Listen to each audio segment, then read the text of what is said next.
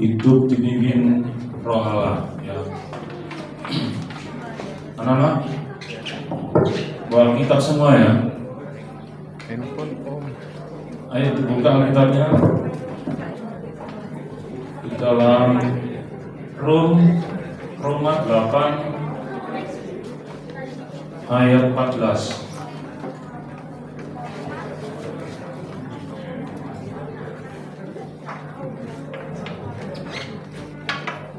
Kalau kitabnya sudah ketemu anak-anak Roma? Ayo kita baca ya. Roma 8 ayat 11. Demikian bunyi firman Tuhan ya. Semua orang yang dipimpin, ada yang belum ketemu ya?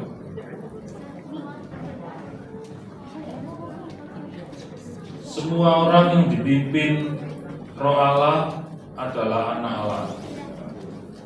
Anak-anak, ya, kita ini dapat predikat ya, dapat status sebagai anak-anak Allah. Apa sih Om anak-anak Allah istimewanya ini?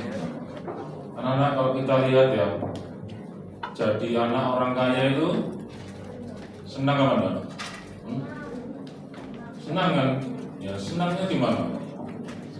Kalau anak orang kaya, apalagi orang kedudukan, ya tentu biasanya dapat fasilitas supaya enak ya anaknya. Kalau papa mama kita kaya, juga anak-anaknya pasti apa? Pasti kaya, pasti ikut menikmati ya. Menjadi contoh ya, kalau menjadi anak presiden ya, tentu jadi anak presiden enak apa enggak? Enak ya, dapat fasilitas bagus ya, kemana-mana dikawal ya. Apalagi kita ini anak-anak Allah. Kita lihat anak Allah punya sifat seperti apa?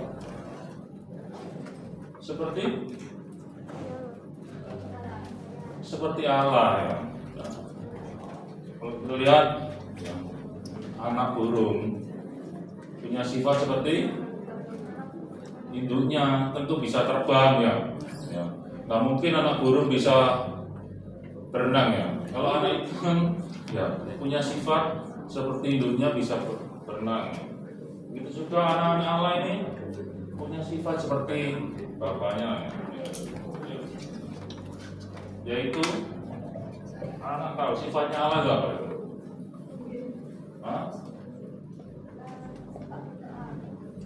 Suka berdoa ya. Allah itu suci ya. Benar ya.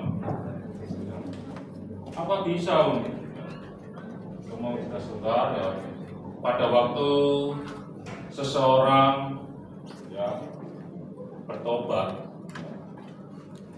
itu yaitu percaya kepada Tuhan Yesus, mengenal Tuhan Yesus ya. 2 Korintus 5 ayat 17 ya, mengatakan ya, ayo kita lihat sebentar ya. Dalam 2 Korintus 5 ayat 17, dia menjadi ciptaan baru ya. Jadi siapa itu yang ada dalam Kristus, dia adalah ciptaan baru ya. Yang lama sudah berlalu, sungguhnya yang baru sudah datang. Jadi pada waktu seorang bertobat, dia menjadi ciptaan baru ya. Bisa itu benar, bisa itu suci seperti Allah ya. Kita lihat ya, untuk kasih contoh ya, dalam Yohanes 15 ayat 5, anak-anak sudah sering mendengar cerita ini ya, tentang pokok anggur. Kalau ranting, anak-anak tahu ranting ya, ranting ini putus ya, sama pohonnya, sama pokoknya ini. Dengan kata lain, ranting ini tidak melekat, maka ranting ini akan bisa hidup apa enggak? Enggak bisa ya. Ranting ini akan mati, layu, kering, akhirnya dibuang. Itu juga hidup kita anak-anak ya. Kalau kita ini ya menekat sama Tuhan, ya, kita bisa hidup sesuai dengan firman Tuhan. Anak, contoh dalam Alkitab lagi ya, ini masih contoh itu dalam Alkitab ya. Di dalam Lukas 4, ayo buka Lukas 4. Lukas 4 ayat 1 sampai 13. Kalau usah dibaca semua, buka aja ya. Di sini cerita ini juga cerita yang tidak asing ya Pak ya, sering didengar mungkin ya.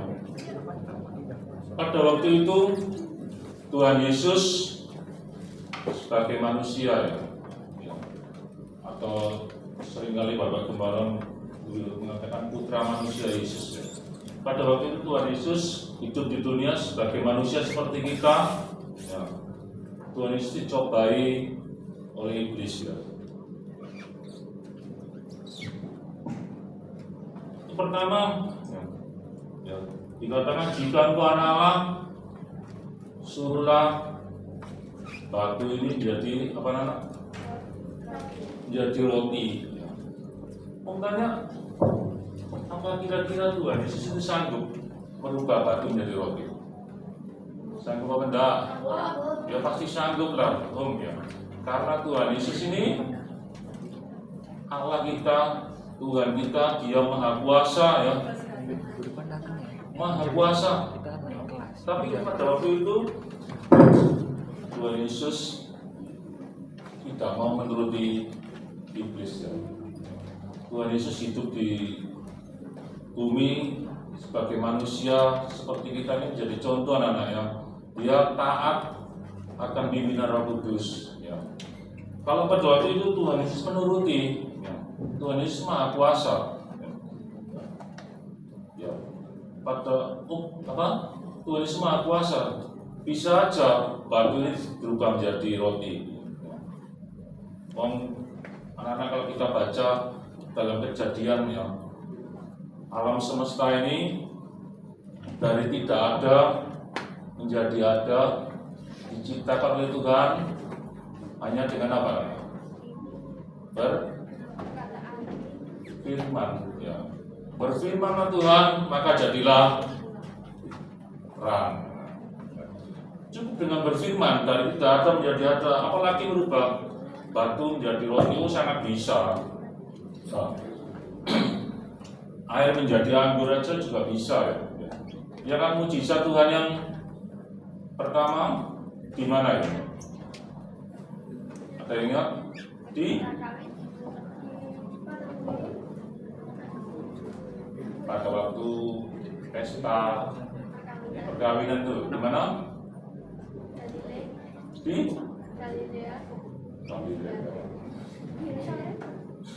Di Kana ya. Ya. Pada waktu itu tidak ada anggur, tidak bisa anggur ya. Ya. Dari air pencuci kaki ya. Ini dirubah gitu kan. Waktu itu pelayan suruh cedok, disuruh ngasihkan ke pemimpin pesta itu. Anak-anak, kalau Tuhan tidak suruh ya jangan coba-coba nanti di rumah ya.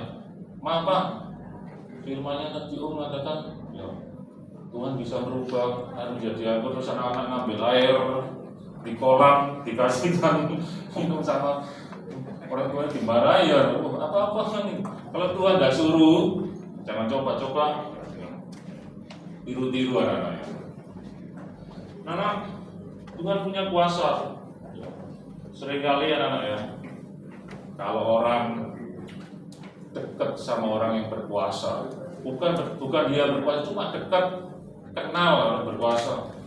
Dia kalau nggak takut sama Tuhan, bisa arogan, ya, bisa memanfaatkan kekuasaannya, nggak tahu kekuasaannya orang dekat ini ya. Beberapa waktu lalu, ya, kan kita ada berita juga ya, orang yang arogan ini di jalan tol, anak-anak Mas pernah dengar kan?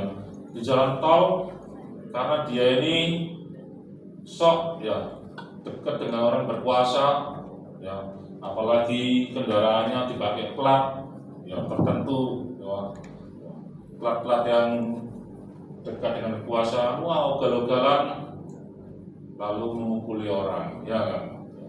Ini anak-anak Tuhan Yesus pada waktu itu tidak mau menuruti iblis.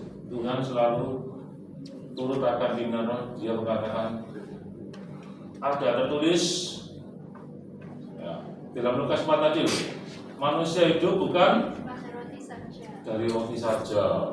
Ya.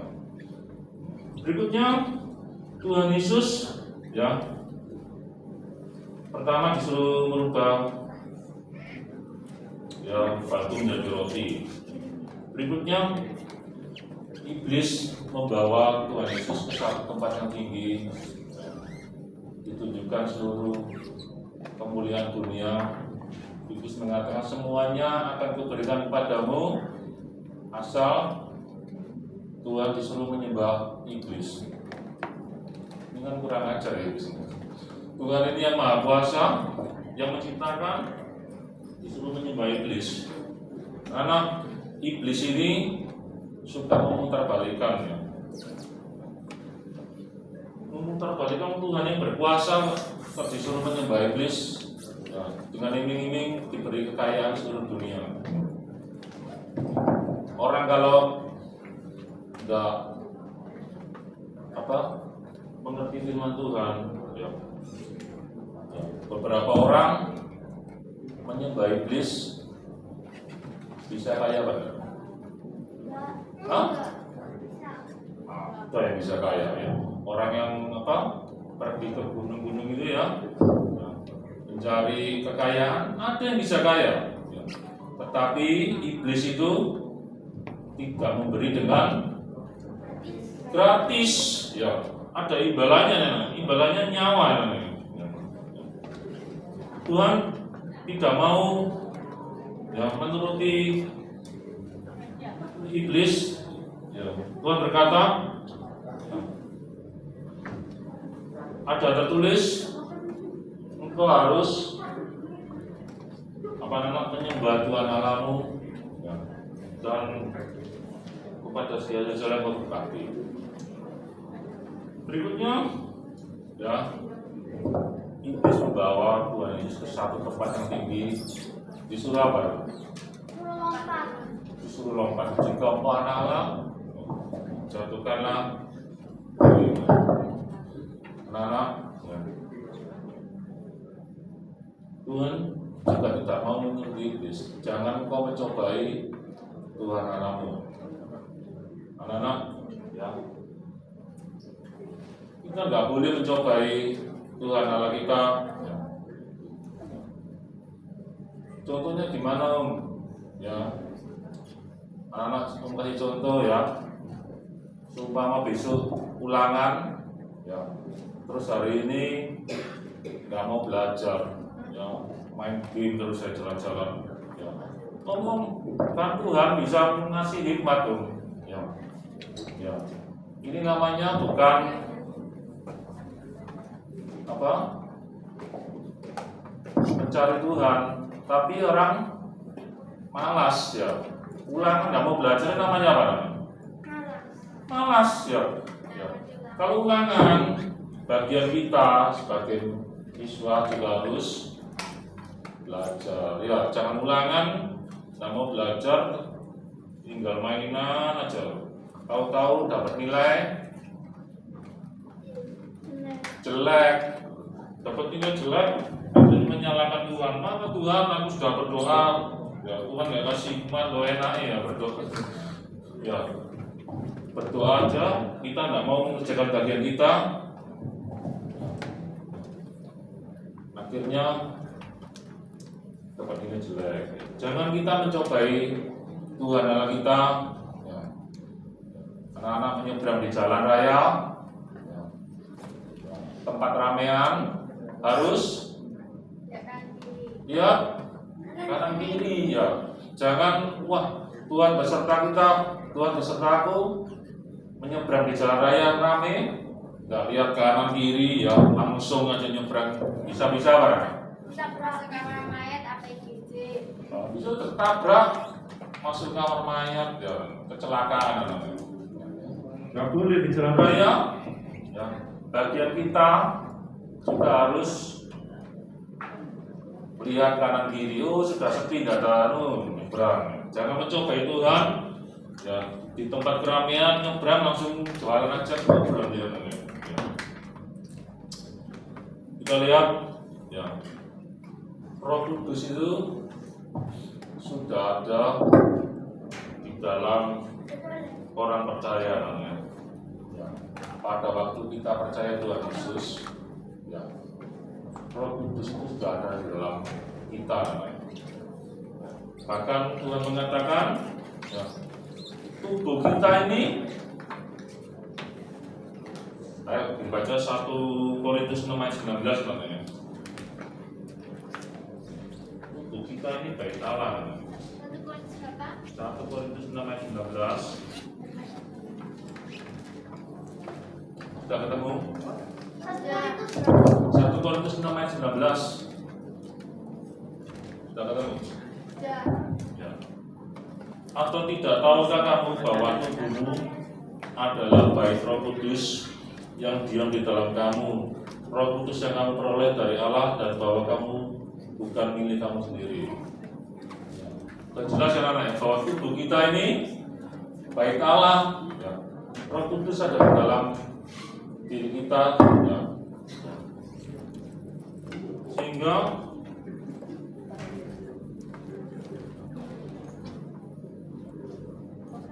nggak boleh anak-anak merusak tubuh kita ini anak-anak. Tubuh kita dirusak, ya. Seperti sekarang kan banyak yang orang-orang kalau anak lihat tubuhnya ditato. Anak pernah tato, lihat tato di mana? Pernah pakai? Tato yang bisa. Oh, tato biasa. Om, tubuh kita ditato ini boleh apa enggak? Hah? Boleh apa enggak? Nggak boleh, jangan anaknya. Karena sudah jelaskan tubuh kita ini bait Allah. Ya. Kalau kita tubuh ini dirusakkan dengan tato, ya, tato permanen, ya, digambar dilukisi seluruh tubuh ini, ya, rusak anaknya. Om, jangan katakan. Ya. Kalau ada hamba Tuhan yang tatoan, gimana? Pernah ketemuan namanya sama teman kamu, bilang kamu seorang hamba Tuhan yang tubuhnya penuh tatoan, boleh apa enggak? Enggak boleh ya. Mungkin ya dia bertobat ya, setelah ditato. Kalau pada waktu seseorang bertobat ya, tapi tubuhnya telah ditato lagi permanen, tentu nggak bisa hilang namanya, nggak bisa dihilangkan. Jadi jangan kita merusakkan tubuh ini, karena tubuh ini baik Allah. Kalau Roh Kudus tinggal di dalam kita, ya, Roh Allah tinggal di dalam kita, ya, anak-anak, kita nggak perlu takut namanya. Kita nggak perlu takut, ya, karena kita ini tidak sendirian, ya, anak-anak nggak sendirian, karena kita ini ada Roh Kudus, ya. Ya. Kalau menghadapi waktu problem, semua orang ini ada problem namanya. Kayak anak kecil, ya, orang dewasa, orang tua, anak, sampai emak-emak ini, yang emak-engkong juga ada problem. Kok bisa? Ada nggak ada problem? Ya. Nah, pasti semua ada problem. anak-anak yang masih sekolah ini problemnya ya rata-rata sama apa? Hah? Ulangan ya. Ulangan. Tadi kita katakan kalau Roh Kudus tinggal dalam kita nggak sendirian anak-anaknya. Ya. Pada waktu menghadapi kesulitan, ulangan, ya kita bisa berdoa sama Tuhan. Tuhan, ya, Roh Kudus tolong saya. Tapi kalau mau ulangan, ya jangan kerjasama sama temannya ya. Nggak boleh ya. Om, tapi keulangannya sama boleh disuruh kerjasama. Hah? Ya, kerjasama sekelompok dinilai. Ya itu lain lagi ceritanya ya. Kalau disuruh gurunya kerja kelompok, ya satu tim itu lain lagi ceritanya ya. Ya. Tapi kalau waktu ulangan, ya ngerjakan soal sendiri, jangan kerjasama sama temannya. Apa jawabannya? Apa jawabannya? Ya. Baik mulai dari anak-anak, orang tua, ya, sampai makom. Ya. Biasanya kalau sudah makom itu problemnya apa? Kesehatan. Kesehatan ya.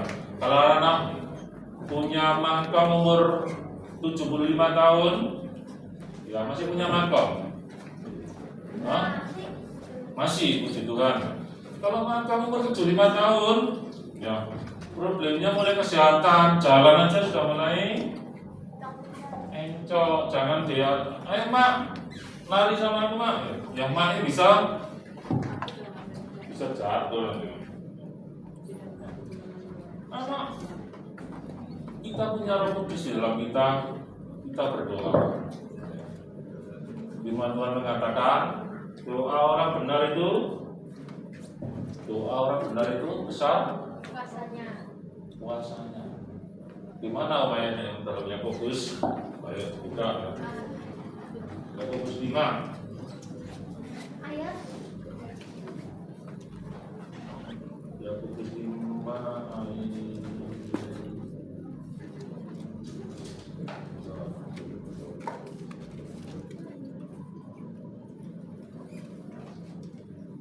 ayat 16. Tidak perlu. ya.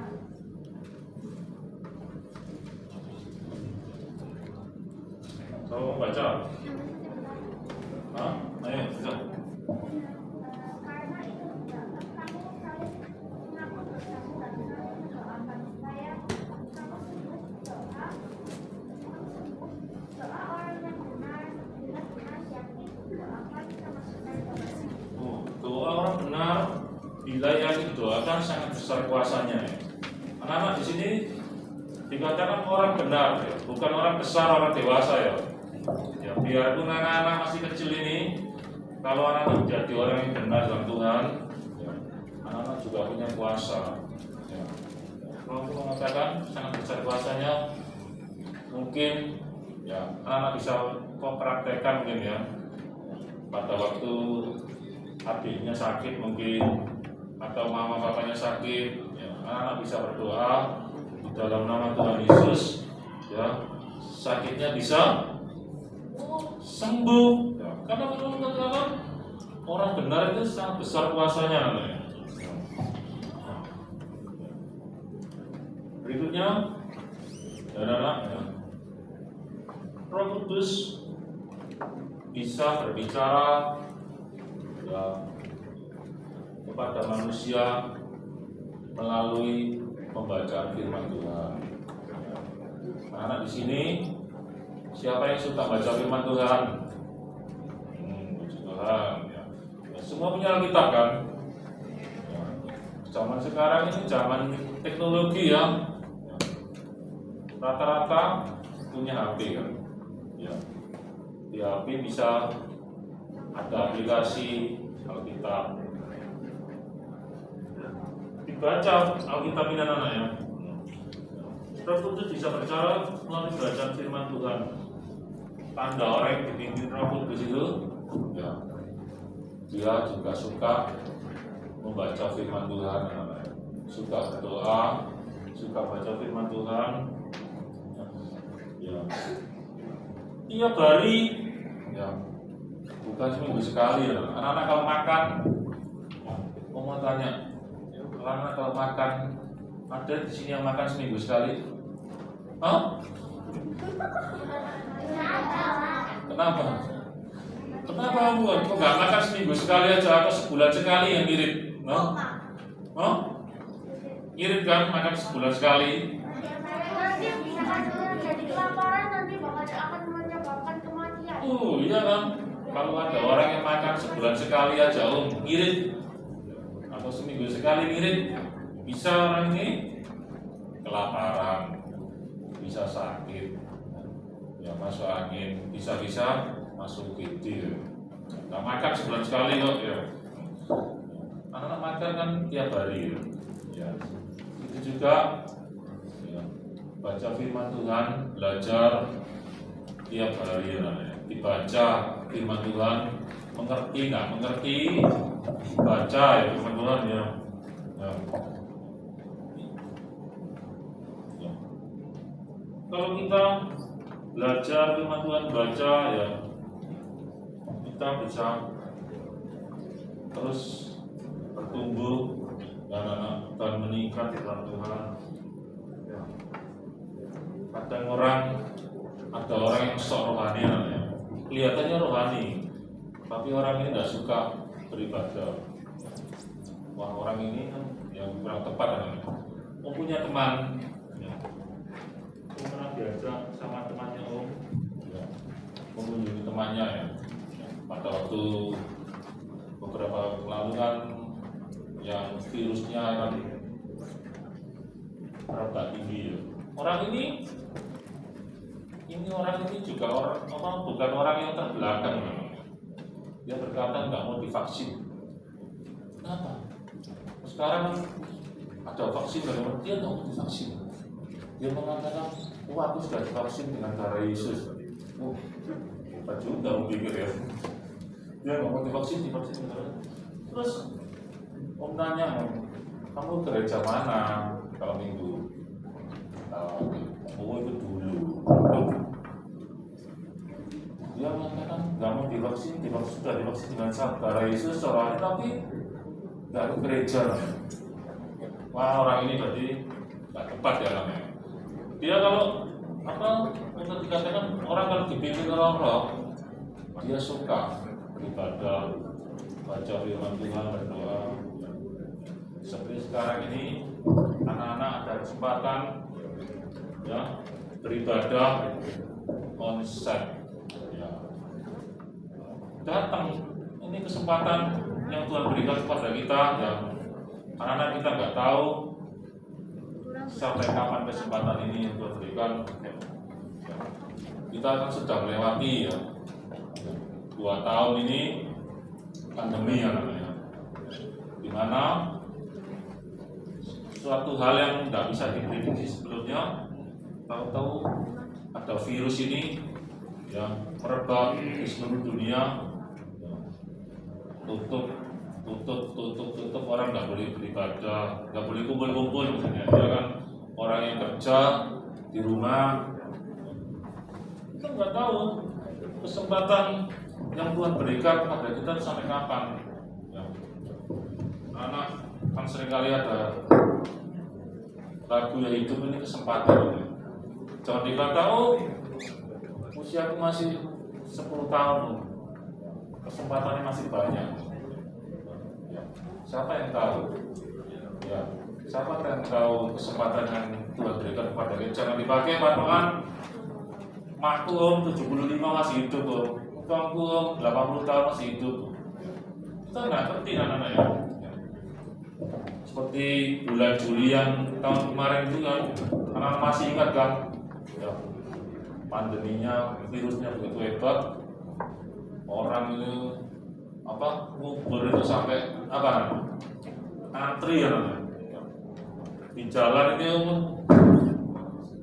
ambulan itu ya, ambulan itu sini dan ya, ada orang meninggal lagi ya. Kita nggak ngerti ya anaknya. Yang kesempatan yang Tuhan berikan kepada kita. Oleh sebab itu, anak-anak, ya, kita harus taat sama firman Tuhan, taat dipimpin roh Allah, ya. Dan kita harus bertumbuh, ya. Bertumbuh di dalam Tuhan. Kita sudah kasihkan contoh seperti pohon ini, ya. Ya.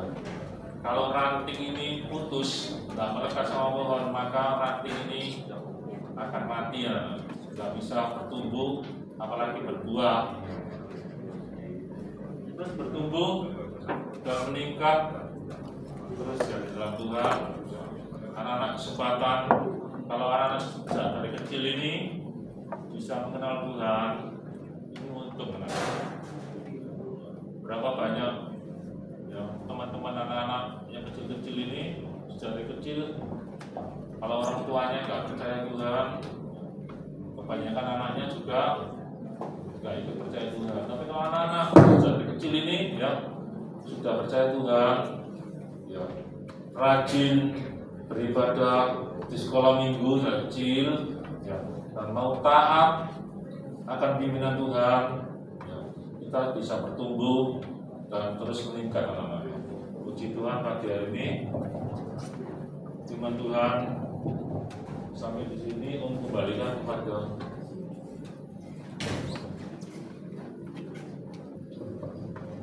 Ferdinand.